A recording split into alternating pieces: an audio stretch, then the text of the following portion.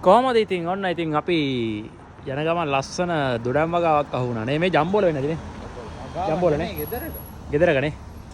ගෙදර වුණා ලස්සන වගාවක යඹ ගහකුත් තියෙනවා අඹ නැහැ මෙතන ජම්බෝල කොහොමද දොඩම් බුදු අම්මේ ලයිට් දාලා වගේ ලස්සනයි නේ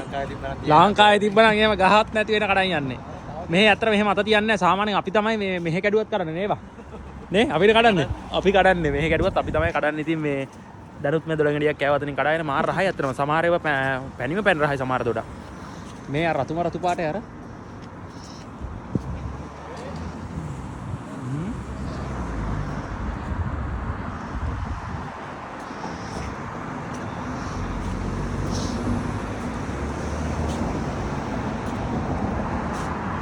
මේ අරලිය නේ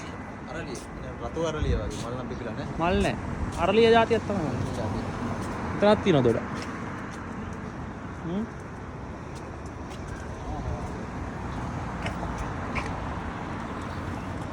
රෝටන් වගේ